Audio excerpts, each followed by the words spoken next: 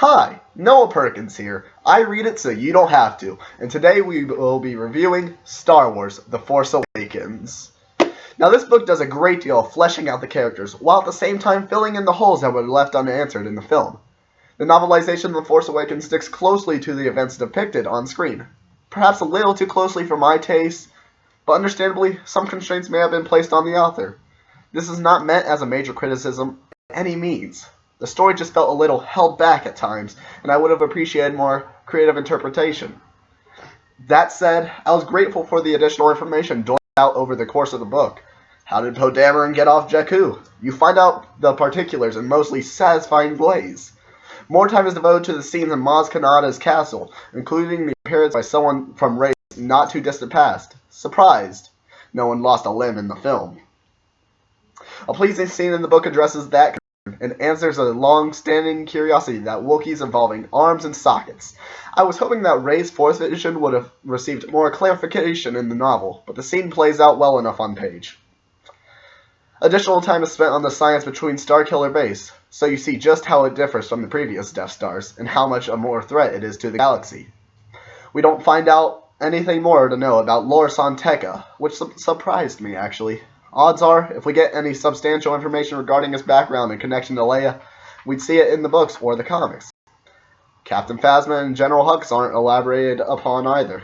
However, Rey and Finn are presented as on-screen with their charm and humor intact. Kylo Ren has emerged as my favorite character from The Force Awakens. Believe me, I was shocked.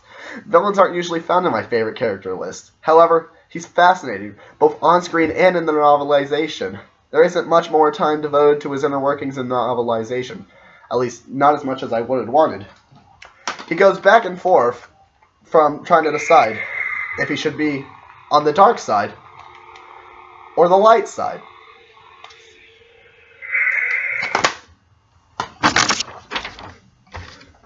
Extended scenes between Han Solo and General Leia Organa are just as moving as on the film, and also allow a glimpse into the mysterious Supreme Leader Snoke and the reason for his interest in their son. How far back that interest goes, and where it will lead. However, we don't learn much about the politics behind the First Order, the Republic, or the Resistance. The book moves along at a nice pace. I read it over the course of this video over again, just to see what it was like. And it sits comfortably alongside the previous Star Wars novelizations.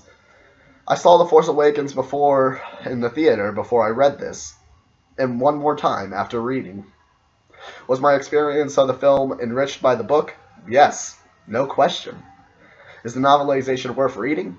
Yes, I would suggest it to anyone that enjoys Star Wars. While not perfect, Alan Dean Foster has written a book that captures the spirit of the film while presenting additional information, but not crucial, that helps answer some of the questions that linger after the viewing experience ends. So altogether, I would give Star Wars: The Force Awakens a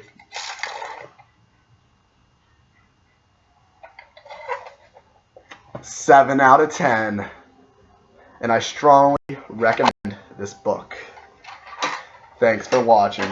Now, if you excuse me, I think I'm going to go read more Star Wars: The Force Awakens.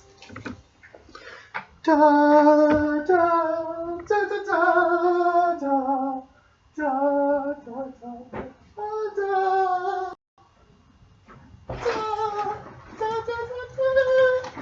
Back up, Toby! Toby, back up! Toby! Ah! Toby!